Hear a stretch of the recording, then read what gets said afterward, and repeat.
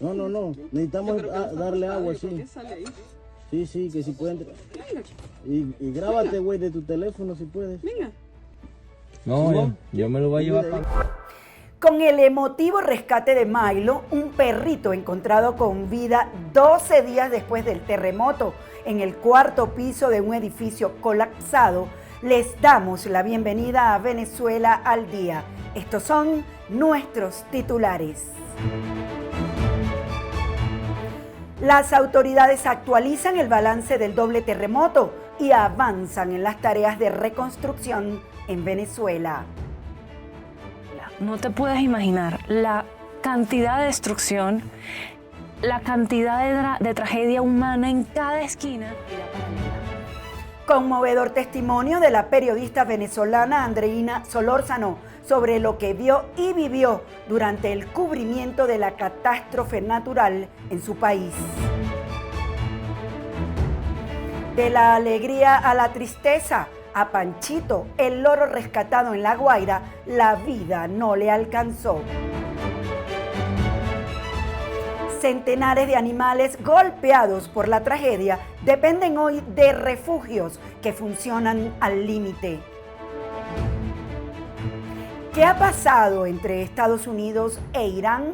Les contamos cómo ha cambiado el conflicto y qué pesadilla política se avecina. La emergencia en Venezuela sigue lejos de terminar, mientras aumenta el número de víctimas por el doble terremoto del pasado 24 de junio. Las autoridades avanzan en la recuperación de cuerpos y la reapertura de infraestructura clave. Organismos internacionales advierten que el impacto sobre la población se extenderá durante varios meses. Esto es lo último. El balance oficial del gobierno venezolano se elevó a 3.535 personas fallecidas y 16.740 heridas, cifras que continúan creciendo a medida que avanzan las labores de recuperación en las zonas devastadas.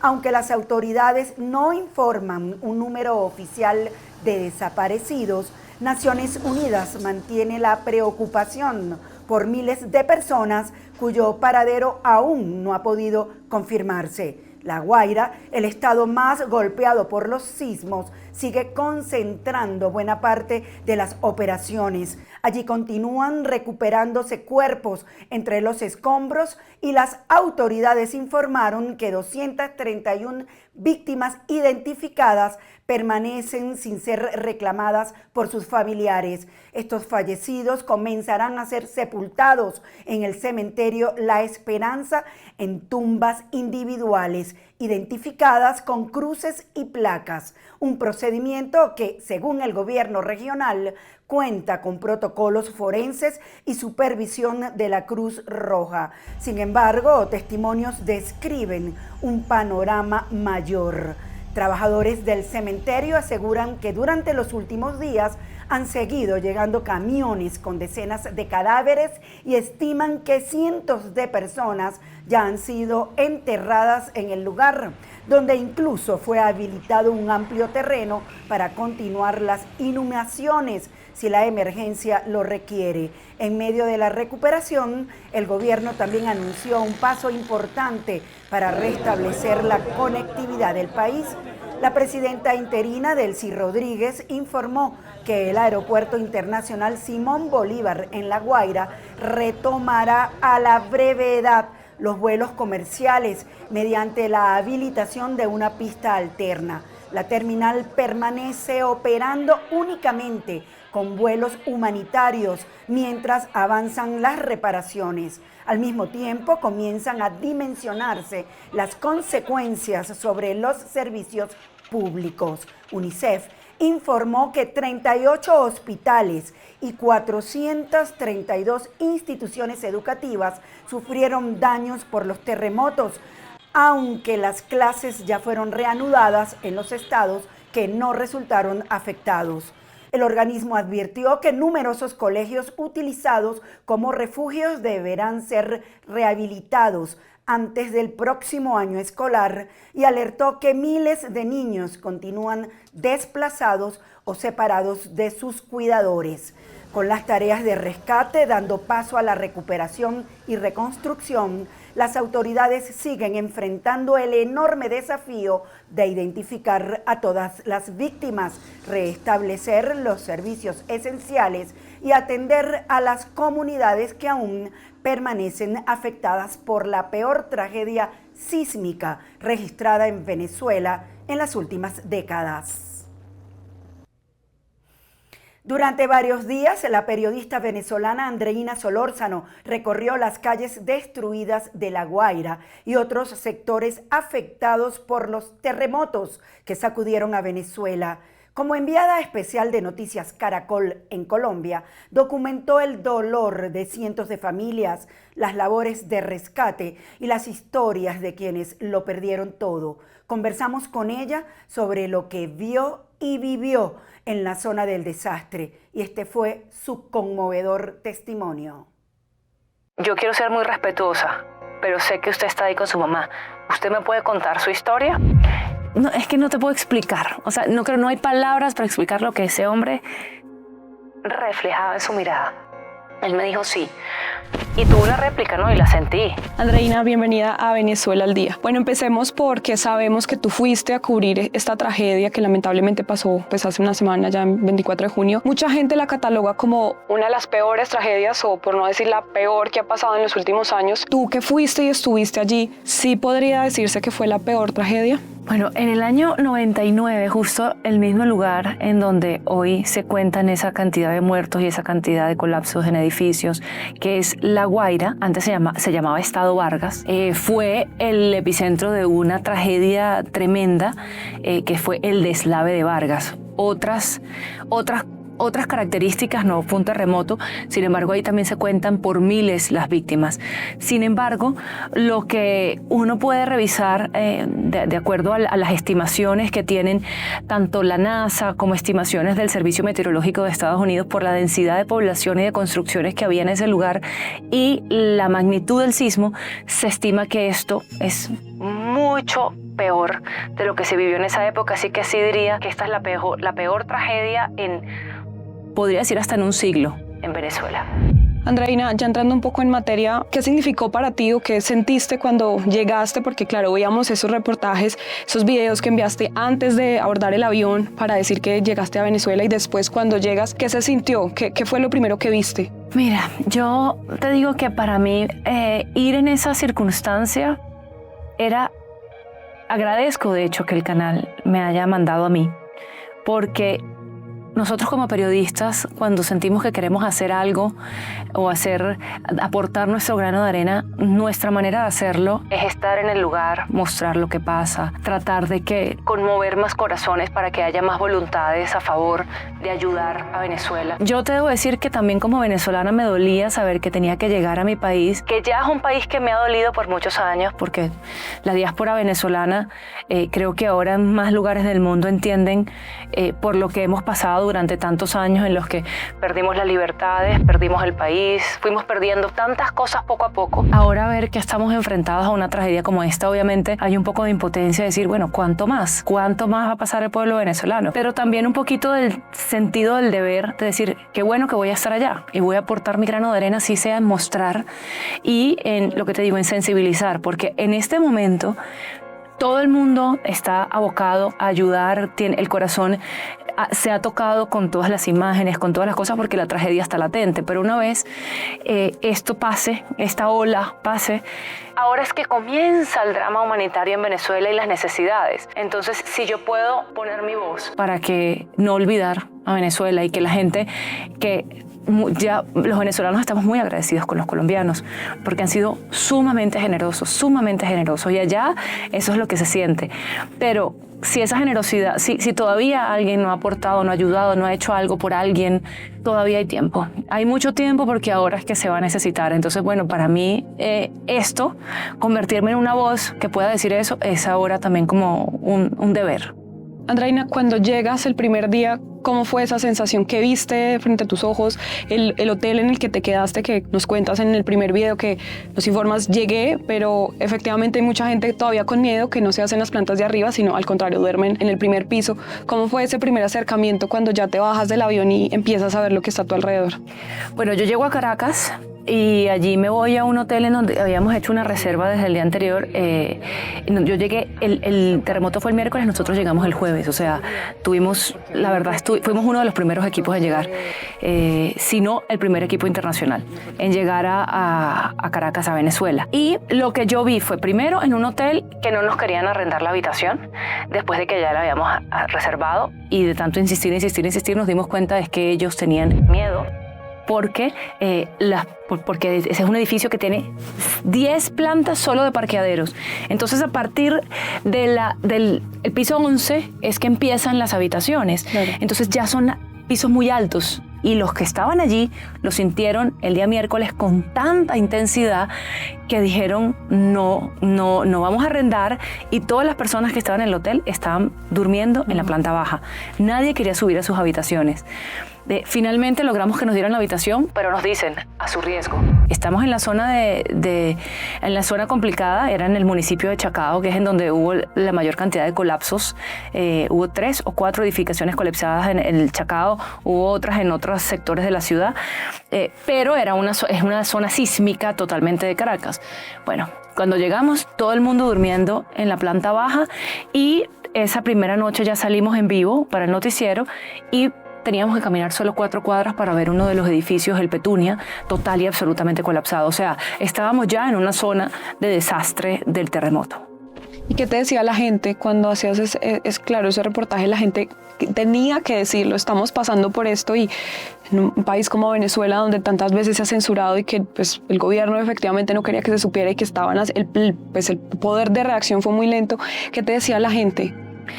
Pues la gente sobre todo era muy angustiada, y le voy a decir que sobre todo pasó cuando bajamos a La Guaira, el primer día que fuimos a La Guaira, que es la zona declarada la zona cero de desastre, porque es el lugar donde hubo la destrucción más masiva, donde hay más muertes. Allí era desesperante ver cada persona que te ve a ti como una ventana para hacer llegar su reclamo y decir: necesitamos maquinaria, necesitamos más manos, necesitamos equipos, necesitamos radares, estos aparatos que hacen sensibilidad de si hay vida o no hay vida. Muchísima gente diciendo: estoy aquí esperando a mi primo, buscando a mi primo, buscando a mi tía, buscando a mi hermano. Realmente yo entraba a La Guaira, nosotros entrábamos a La Guaira primero, creyentes, orábamos y decíamos, bueno, a cuidar el corazón y la mente, y que seamos instrumentos de Dios para que por nuestro trabajo hagamos el bien, ¿no?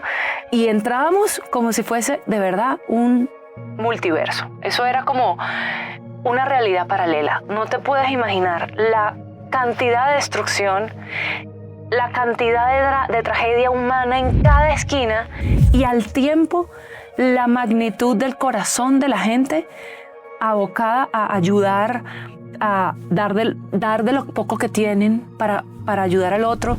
A nosotros nos agradecían profundamente estar allí. Nos decían: gracias Noticias Caracol, gracias por estar aquí, gracias nos traían comidas. Habiendo tanta necesidad, nos traían comidas, nos traían tinto, nos traían aguas. Nosotros como: no, por favor, esto es para los afectados. Pero era de un corazón agradecido. Entonces, lo que te digo es una realidad que creo que solamente en situaciones de tragedia, así mismo también sale a flote esa solidaridad y esa parte de la humanidad. Y lo que más nos decían era eso: ayuda, necesitamos que el gobierno esté aquí. Hay un video que me parece muy, muy bonito y muy representativo, y son unos muchachos que tú entrevistas, muchachos a la intemperie, que dicen: necesitamos ayuda, y están así súper raspados, se les ve la cara de la tragedia, pero que precisamente son jóvenes y que están metidos en todo esto, y que de hecho te dicen muchas gracias y te dicen: Andreina, necesitamos ayuda en este lugar. ¿Cómo fue encontrarse con esa realidad de muchos pelados, niños, que se fueron a ayudar sin importar, porque no había maquinaria, decía que con las propias palas y las picas? Bueno, había ejércitos de voluntarios. Ejércitos. O sea, por lo menos en Caracas, en los edificios que visité en Caracas, les decían: bueno, necesitamos 10. y venían 10. Y necesitamos otros 10 y venían otros 10 para mover cosas pesadas. Obviamente los rescatistas profesionales los guiaban a ellos en lo que debían hacer ahí en Caracas. En La Guaira es otra historia porque fue mucho la propia gente la que tuvo que hacer todo con sus manos. Pero ahí en Caracas había un poco más de orden. Había un poco más de... Y tú veías jovencitos, muchachos de 15, de 16 años. Hay uno, por ejemplo, que desde lo que él podía hacer y era estar en un puesto antes de ingresar a la parte del edificio, teníamos cascos y te daban casco, te daban tapabocas, o sea, te equipaban para que tú pudieras entrar a hacer tu trabajo allá. Te daban agua, te decían qué necesitas, y el mismo muchacho lo vi 3 días seguidos sin cambiarse de ropa. O sea, él dormía, seguía, dormía, seguía, dormía, seguía. Yo decía, ¿y tú cuándo vas a descansar? Me dice, no, mientras yo pueda estar aquí, estos son los momentos en que hay que estar. Y así mismo veía gente mayor en La Guaira, que era gente mayor que ya sabía que ya su familia no estaba viva, pero que de pronto un vecino tenía esperanza de que su familiar estuviera vivo y estaban ahí ayudándolo a ellos. Aún sintiendo que no tenían ya nada que perder, que ya no tenían nada que hacer allí, seguían ayudando a los otros. Entonces, no, pues las historias son múltiples. La verdad es que, y todavía hoy día las historias son múltiples. Veíamos también en Caracol una donde tú muestras complejo habitacional, las casas destruidas, y por allá en el fondo se ve y tú cuentas la historia de un hijo que encuentra a su mamá, la saca, está como con un colchón encima, y la escena es espantosa porque está encima de él llorando. Después te acercas, logras hablar con él y él, en medio de su desesperación y lo que puede, cuenta que encontró a su mamá muerta. Sí, yo de verdad de ser muy respetuosa porque... claro, porque es eso, claro, hay que tener mucha sensibilidad, además en este tiempo en que todo el mundo tiene un celular y no solamente los medios de comunicación están allí intentando dimensionar, mostrar, pero también hay gente que con su celular estaba en todo momento grabando, y tú te das cuenta que dentro de la misma gente, dentro de su desesperación y su tristeza, se volvían un poco... como que no me grabes, no sé qué. Yo cuando veo a ese señor que está llorando enfrente, tenía al lado un cadáver y él está llorando desconsolado como si fuera un niño, pero era un hombre. Yo le pregunto a la gente que está alrededor, le digo, ¿él quién es? ¿Qué pasó con él? Me dice, bueno, él está ahí con su mamá. Él la sacó. En un edificio colapsado en donde me habían dicho que supuestamente había una niña que estaban rescatando. En ese momento, en ese lugar pasaron muchas cosas al tiempo. Y justo ahí le acaban de decir a la hermana de la niña que no estaba viva, que la niña estaba muerta. O sea, la señora estaba recibiendo esa noticia, yo estaba viendo a este señor. Seguía gente de los vecinos. Ese fue en el complejo habitacional Hugo Chávez Frías, que era un complejo hecho por la Misión Vivienda de Hugo Chávez, que después vimos ahora con todos estos colapsos que muchas de esas viviendas estaban muy mal construidas. Y esta gente diciendo, ayúdennos. Y yo veo a este señor como apartado de todo ese caos, en su mundo, llorando a su mamá. Yo me le acerco y le doy una bebida energizante que había comprado para mí desde Caracas y se la di a él. Le dije, aquí le entrego. Le dije, yo quiero ser muy respetuosa, pero sé que usted está ahí con su mamá. ¿Usted me puede contar su historia? Y él, de verdad, ese hombre tenía una mirada, era de una desesperanza absoluta. O sea, como eso de... No, es que no te puedo explicar. O sea, no hay palabras para explicar lo que ese hombre reflejaba en su mirada. Él me dijo sí. Y yo le empiezo a preguntar, bueno, está al lado de su mamá, ¿qué pasó? Y él me empieza a narrar todo, pero obviamente él dentro de todo, él decía, yo llamaba a mi mamá 3 veces al día, yo no sé qué, Y después me dice, pero yo estoy muy agradecido. Y eso para mí me parece la parte más... Yo estoy muy agradecido porque yo la tengo aquí. Me dice, aquí hay demasiada gente que no tiene el cadáver de su ser querido y que no va a poder despedirse, que no le pudo... Yo alcancé a ver cuando él le quitaba la sábana y le hacía en el pelo y la acariciaba. Obviamente eso no lo grabé, pues. Pero era muy loco porque él decía, yo estoy mal, estoy triste, pero estoy agradecido porque tengo un cadáver y porque llegó gente que yo no conocía a ayudarme, a quien yo no tenía cómo pagarle, no tenía nada que darle. Y decía, él también estaba pensando cómo retribuir a alguien que prestó un pico, una pala para sacar a la... O sea, es como... Sí, dentro de la tristeza también como el agradecimiento y definitivamente esa fue una de las historias que más me conmovió, sí. Andreina, un poco hablando de toda esta historia que veíamos, tú eres una cara muy visible del canal, igual que Beatriz Adrián, y ustedes como venezolanas vimos Por ejemplo, cuando se juntaron, que estaban las dos y que muestran a Beatriz Adrián contando, y bueno, eso pasó unos días antes, donde ella dice: tengo 2 primas desaparecidas, que eso fue muy viral porque claro, ya estaba en el puesto de periodista, pero se quebranta. ¿Cómo sientes tú también esa llegada? O sea, ¿cómo fue estar al lado de Beatriz, que estaba viviendo su propia tragedia, pero tú también llegar a un país que habías dejado hace tanto tiempo, llegar a cubrir en esta situación? Algo de donde estudiaste, la universidad, el colegio, quedó en ruinas, algo que hizo parte de tu vida y que ya no quedó. Bueno, es muy loco porque uno como periodista obviamente se pone la camiseta de periodista, y yo te voy a decir algo. Yo durante todos esos días que estuve allá, a pesar de que estaba tremendamente movida, yo sabía que yo tenía que salir adelante, porque tenía una emisión de la mañana, una de la tarde, una de la noche, tenía que hacer vivos para esto, tenía que enviar reportes para Blue. O sea, uno tiene que estar funcional. Si tú te derrumbas, no estás funcional. Entonces, yo me di permiso de llorar y de derribarme y de entristecerme ya cuando llegué acá. En esos días, te lo juro que hice de tripas corazón, porque yo dije: no, mi deber es ser periodista. Y en estas cosas uno siempre tiene como la mística del periodista, que la noticia no eres tú. O sea, la noticia es la noticia. Pero cuando tú te encuentras, por ejemplo, a Beatriz, que la tragedia y la noticia es una cosa que te tocaba a ti personalmente. Mi familia, por fortuna, está bien. Toda mi familia está bien. Algún tío político perdió su casa, sí. Otro tío está fuera de su casa porque está en malas condiciones. Cosas, pero no hubo pérdidas de vidas, no hubo pérdidas humanas en mi familia. En el caso de ella no era así. Y tú veías a todos yo veía, y a mí me sorprendía mucho ver a los periodistas haciendo sus reportes, y poco después abrazándose entre ellos, abrazándome a mí, con ganas todos de derrumbarse y de llorar. Porque es que es muy difícil. Hay ciertas circunstancias en las que esa máxima de que tú estás haciendo tu labor se ve muy comprometida, porque personalmente te afecta. Y yo siento que aunque intenté que no pasara, en mí era muchas veces evidente que yo estaba luchando contra eso, ¿no? Luchando contra no derrumbarme enfrente de la cámara.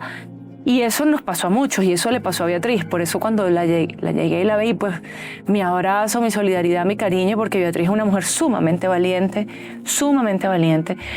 Y ella sintió que esa era la manera en que ella podía hacer más para ayudar a su familia. Y en efecto, en el edificio de sus familiares llegaron ayudas, algunas de hecho de familiares de ella de Estados Unidos que llegaron pero ella todavía no ha podido recuperar a sus primas. Entonces, es un caso excepcional de esos en los que la línea entre el profesional que eres y el tema personal pues es muy difícil de mantener.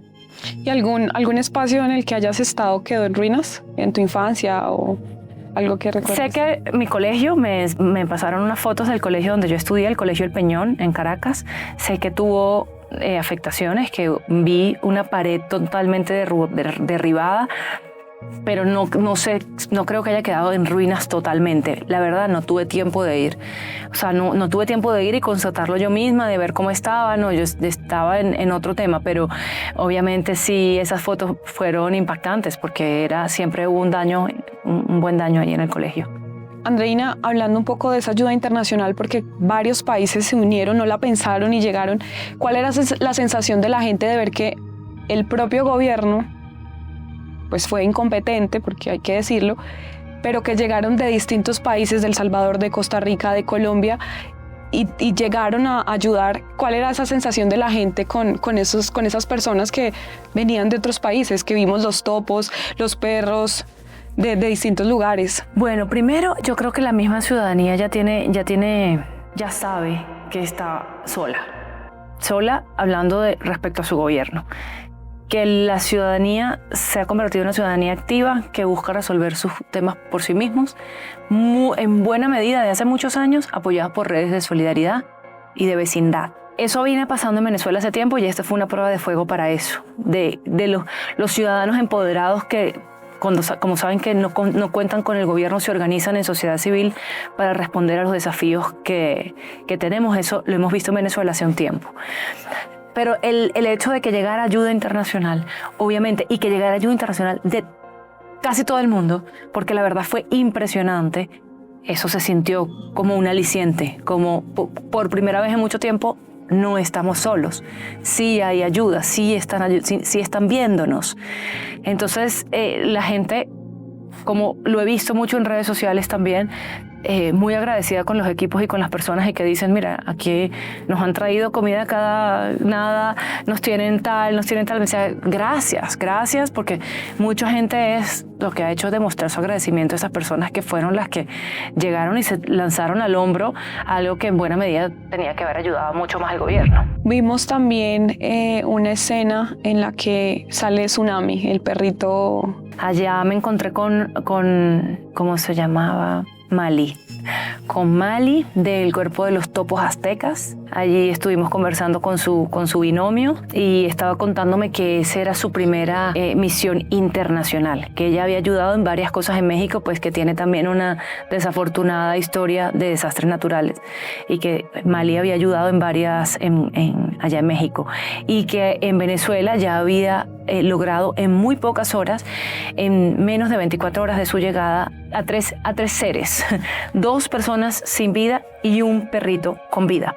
Entonces Mali logró que se diera el rescate del perrito. Bueno, yo creo que los perritos rescatistas de verdad son una herramienta impresionante y tú los veías en los lugares colapsados en donde escuchaban a lo lejos y decían, por favor, traigan perros, porque bueno, ellos tienen una capacidad pues sensorial mucho mayor que la de nosotros los humanos. Y los perritos que rescataban de entre los escombros, bueno, también me tocó, por ejemplo, una señora en el Junquito, que es otro de los lugares afectados, un lugar montañoso, frío, a diferencia de La Guaira, en donde también hubo algunas estructuras colapsadas, una señora que habían rescatado entre los escombros y decía, yo no me muevo de acá porque mis gatos siguen allí. Me dice, yo sé que mis gatos están allí, yo no me voy a mover hasta, me dice, porque ellos son de la familia, y la señora se derrumbaba y lloraba. Entonces, no, definitivamente es que las mascotas son familia. Algo que discutíamos con el equipo es que desafortunadamente este tipo de cosas sacan o lo peor o lo mejor del ser humano. Y veíamos también casos de policías o incluso personas que iban a los cadáveres a quitarles los anillos, los relojes, o sea, mirar qué quedaba, televisores. ¿Presenciaste algo de eso o qué decía la gente, ese malestar también de ver cómo estamos en medio de una tragedia? Lo último que necesitamos es ir a hacer eso. Lo que presencié fue personas que se quedaban a dormir en un parque al lado de su negocio colapsado, porque había saqueos. Entonces decía, nosotros estamos esperando que lleguen las autoridades porque no nos podemos meter nosotros a sacar nuestras cosas porque es peligroso para nuestra vida, pero para salir de acá porque hay otros que sí se meten y nos roban las cosas. Decía, nosotros nos quedamos aquí cuidando lo último que nos queda porque nuestra vida era nuestro negocio, que era una peluquería. O sea, y ahí todavía tenemos las sillas, no sé qué. Y si eso está en pie, nosotros no nos llevamos porque vamos a volver a comenzar.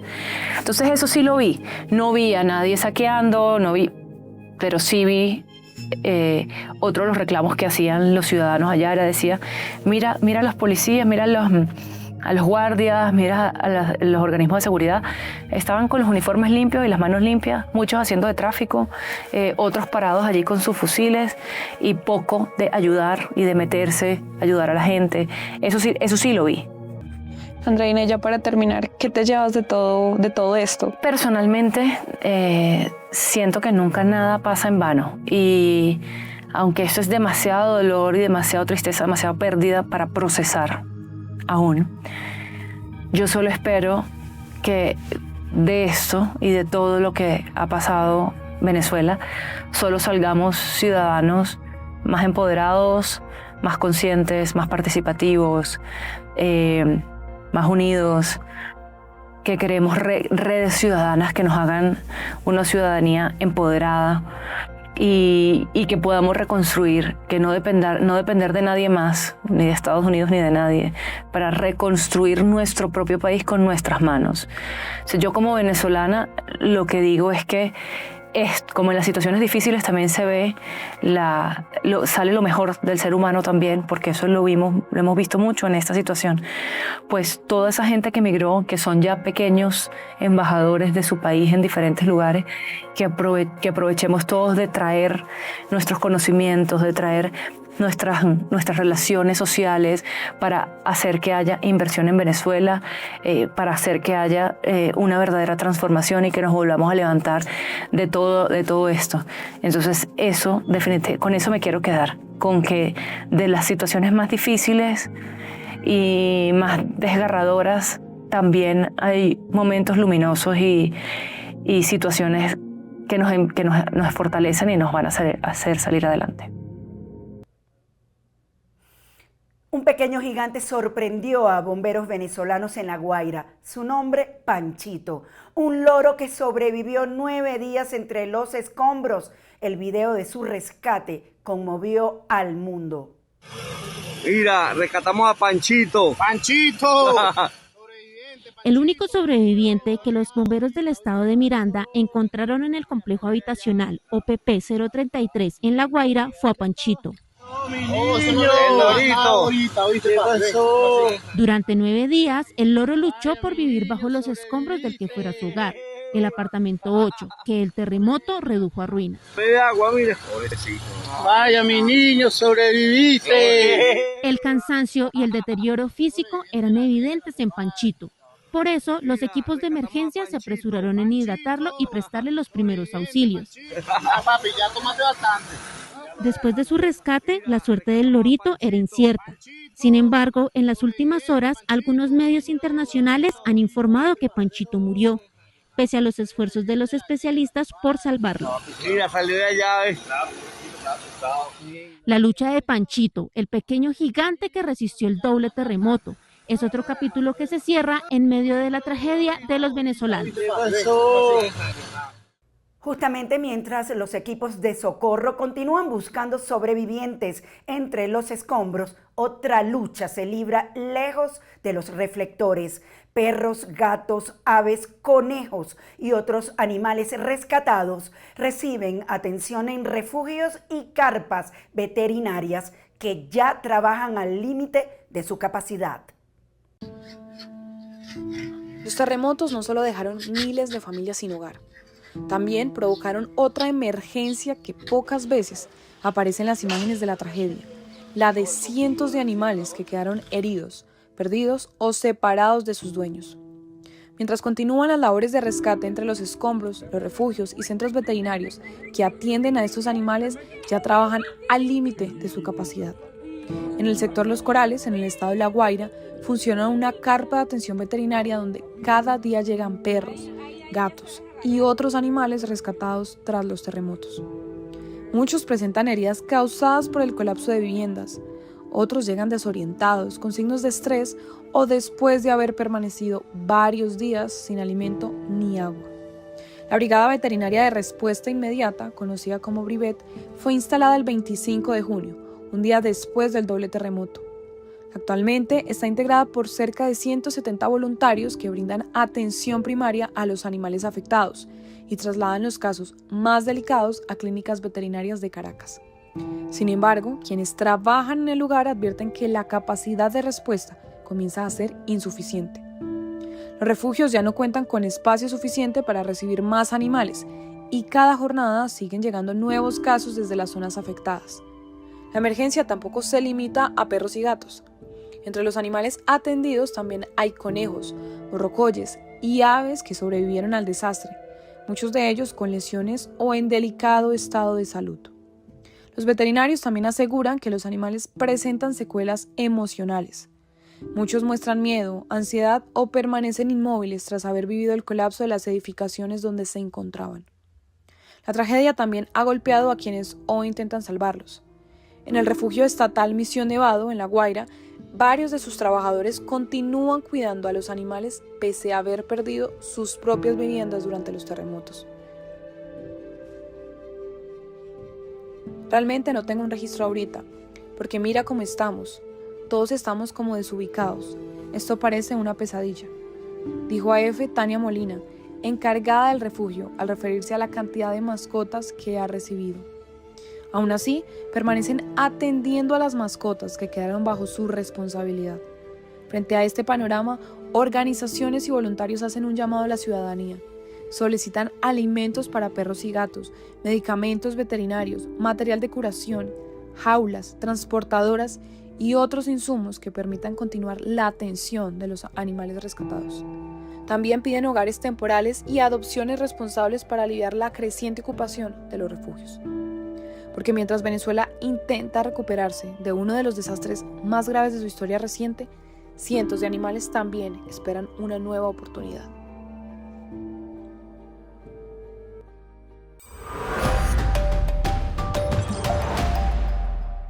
Hace apenas unos meses el mundo contenía la respiración, mientras Estados Unidos, Irán e Israel intercambiaban ataques que hacían temer una guerra regional de grandes proporciones. Hoy Washington y Teherán volvieron a sentarse a negociar, aunque las amenazas y la desconfianza siguen más vivas que nunca. David Díaz nos lleva a Medio Oriente para entender cómo ha cambiado la guerra. Hace apenas unos meses, Estados Unidos e Irán estaban intercambiando misiles. Israel bombardeaba territorio iraní, el estrecho de Hormuz, por donde pasa cerca del 20% del petróleo que consume el planeta, permanecía prácticamente bloqueado y el mundo entero temía que el conflicto terminara, convirtiéndose en una guerra regional de proporciones históricas. Pero hoy el panorama es completamente distinto.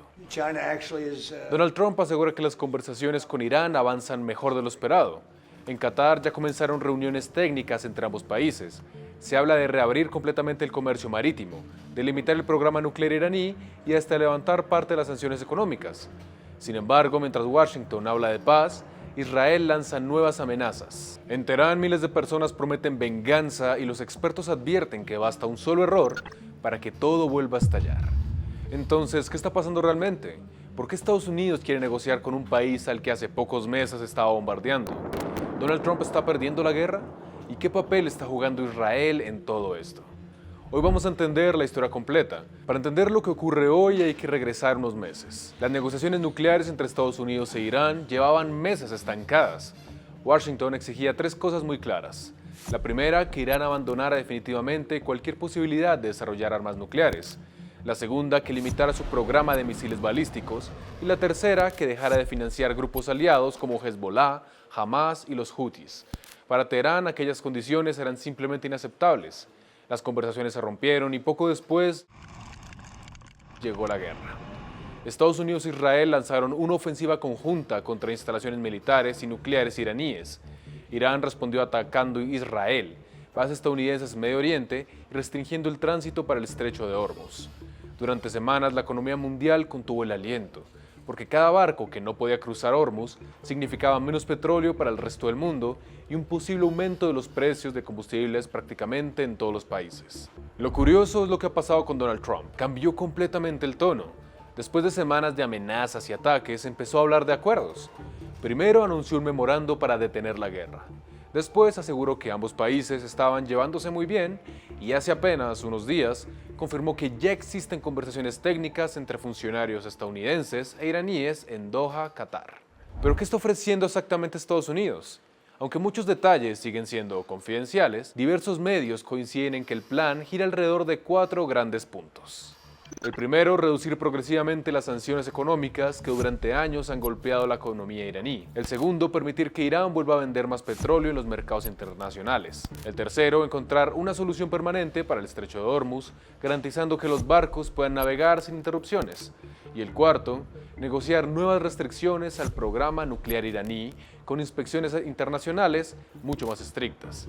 Desde la perspectiva de Trump, el objetivo es evitar otra guerra que podría disparar nuevamente el precio mundial del petróleo y también mostrar que su estrategia terminó consiguiendo algo que durante años parecía imposible: sentar nuevamente a Irán en una mesa de negociación. Pero para muchos analistas internacionales, más que querer buscar la paz, Trump quiere terminar la guerra cuanto antes. Aunque entraron en el conflicto por su afinidad con las políticas de Israel, Estados Unidos pierde mucho estando en la guerra, desde capital económico hasta credibilidad internacional. Ya que, aunque al comienzo se creía que Estados Unidos podría acabar la guerra en cuestión de semanas, Irán resultó defendiéndose muy fuertemente, al punto de que Estados Unidos busca terminar el conflicto, aunque esto lo ponga en contradicción con su aliado Israel. Como parte de su plan de negociación, llegó a ofrecer a Irán un incentivo económico inmenso y algunas garantías para terminar de forma pacífica. Pero ahora Irán se ha puesto firme y al menos por ahora se ha negado. Pero ¿por qué Irán no simplemente acepta esta salida fácil? La respuesta está en una palabra: confianza. Desde la visión iraní, Estados Unidos ha cambiado demasiadas veces las reglas del juego. Recordemos que Washington abandonó el acuerdo nuclear firmado años atrás. Después llegaron nuevas sanciones, amenazas militares, bombardeos y finalmente una guerra directa. Por eso, aunque las conversaciones continúan, los líderes iraníes insisten en que primero necesitan garantías de que Estados Unidos e Israel no volverán a atacar cuando les resulte conveniente. Además, Irán considera que salió fortalecido políticamente el conflicto, mientras muchos pensaban que terminaría completamente aislado. Hoy controla nuevamente buena parte de las conversaciones internacionales gracias al enorme paso estratégico del Estrecho de Hormuz. De hecho, varios analistas sostienen que Teherán ya no considera las sanciones económicas como su principal carta de negociación. Ahora cree que su mayor poder está precisamente en controlar uno de los puntos marítimos más importantes del planeta, y eso cambia completamente el equilibrio de las negociaciones. Si hay un actor que podría cambiar completamente el rumbo de esta historia, es Israel. Mientras Estados Unidos intenta mantener vivas las negociaciones con Irán, el gobierno de Benjamin Netanyahu mantiene una postura mucho más dura. Para Israel, el problema nunca ha sido únicamente el programa nuclear iraní. También preocupa el enorme respaldo que Teherán ha brindado durante años a grupos armados como Hezbollah en el Líbano, Hamas en Gaza y los hutíes en Yemen. Desde la visión israelí, aunque existe un acuerdo entre Washington y Teherán, Irán seguirá representando una amenaza mientras conserve esa influencia militar en toda la región. Por eso, durante los últimos días, el ministro de Defensa israelí lanzó una advertencia que dio la vuelta al mundo. Aseguró que cualquier líder iraní que vuelva a amenazar la existencia de Israel correrá con la misma suerte que su antecesor. Es un mensaje que muchos interpretan como una advertencia directa al nuevo liderazgo iraní. Las razones por las que Estados Unidos sigue protegiendo a Israel en una guerra al otro lado del mundo dan para un video completo. Así que déjenos en comentarios si les gustaría que lo habláramos. Entonces, ¿qué puede pasar ahora? Los analistas internacionales hablan principalmente de 3 escenarios. El primero, el escenario optimista. Las negociaciones avanzan, se alcanza un acuerdo parcial, se reduce la tensión militar y el comercio internacional vuelve lentamente a la normalidad. Es el escenario que intenta impulsar Qatar como mediador y el que públicamente defiende a Donald Trump. El segundo, el escenario intermedio. No hay guerra, pero tampoco una paz definitiva. Las conversaciones continúan durante meses, las sanciones permanecen y cada cierto tiempo aparecen nuevas amenazas o incidentes militares. Muchos expertos creen que este, por ahora, es el escenario más probable y, finalmente, el peor escenario: que ocurra un nuevo ataque. Ya sea un atentado contra un dirigente iraní, un ataque israelí contra instalaciones militares o una agresión contra barcos en el Estrecho de Hormuz. Si cualquiera de esas cosas sucede, las negociaciones podrían romperse de inmediato y Medio Oriente volvería a entrar en una espiral de violencia. Después de meses de guerra, hoy el mundo vive una situación bastante extraña. Estados Unidos e Irán vuelven a sentarse en una mesa de negociación, pero siguen desconfiando profundamente el uno del otro. Israel mantiene la presión militar, Irán intenta demostrar fortaleza ante su población y ante sus aliados, y el Estrecho de Hormuz continúa siendo una de las piezas más importantes del tablero geopolítico mundial.